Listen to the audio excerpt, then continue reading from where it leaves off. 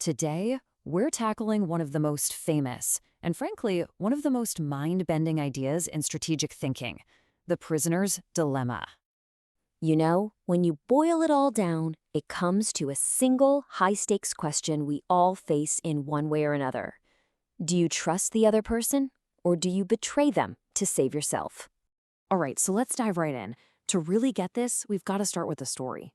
It's a classic thought experiment, but the stakes, they feel incredibly real.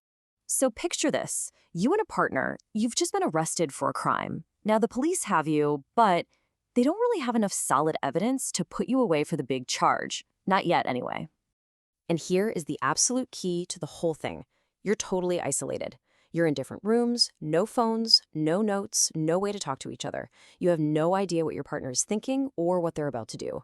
That lack of communication, it's everything. So then, the detective comes in and slides a piece of paper across the table.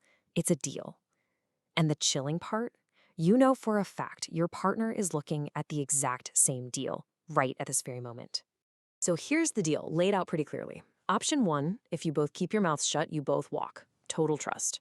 Option 2, if you both rat each other out, you both do some time. But then there's option 3, and this is the real kicker.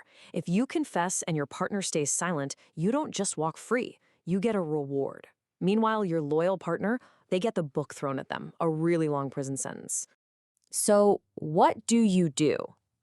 This is where we get into the wild logic of this whole thing. And it's what reveals this super interesting, kind of counterintuitive paradox about what it even means to make a rational choice. This little chart, the payoff matrix, lays it all out. Let's walk through it from your perspective. Okay, scenario 1. Let's say your partner stays silent. Well, your best move is to confess, right? You get a reward instead of just going free. Now, scenario 2. What if your partner confesses? Well, your best move is still to confess, because that way you only get a short sentence instead of a really long one. And that is the absolute core of the dilemma. No matter what your partner decides to do, confessing always seems to be the better option for you. It's what strategists call a dominant strategy. It's the move that protects you the most, regardless of what the other person does. And this right here just lays the paradox bare. The logical, rational choice for you as an individual is to confess. But because your partner is also rational, they confess too. And when you both make that smart, individual choice, you both end up in prison. It's a way worse outcome than if you both just trusted each other and stayed silent.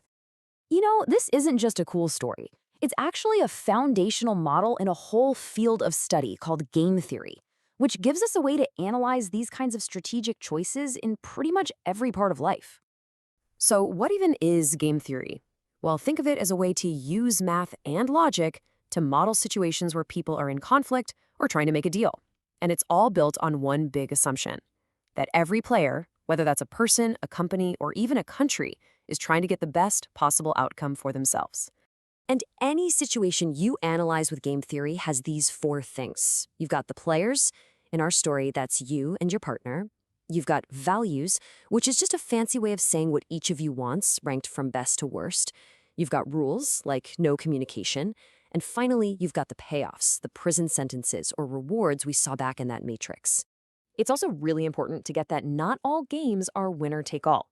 Some are zero-sum, like a game of chess. If I win, you have to lose. But the prisoner's dilemma, that's a non-zero-sum game.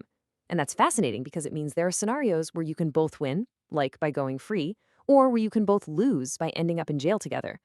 Now, this isn't just some abstract puzzle for a classroom. The exact same logic shows up in some of the biggest challenges we face in the real world, from business deals to global politics. It's just that the stakes get a whole lot bigger.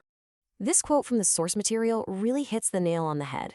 It basically says that when you don't have communication and you don't have a way to make sure people stick to their promises, countries are going to act just like our prisoners, suspicious and focused only on themselves. I mean, just think about something huge like climate change. The best possible outcome for the entire planet is for every country to cooperate and cut emissions. But for any single country, there's always that temptation to act in its own short-term economic interest and let everyone else do the hard work. And when every country thinks that way, well, everyone loses. It's the prisoner's dilemma on a global scale. So are we just stuck, trapped in this endless cycle of betrayal? Well, maybe not. Game theory also looks at ways we can try to escape this dilemma and actually build the trust we need to cooperate. And here are 3 big ideas for how to do it. First, you just play the game over and over. If you know you're going to have to deal with this person again tomorrow, suddenly cooperation looks a lot more appealing. That's where you get strategies like tit for tat, where you start by being nice and then just copy what the other person did last time.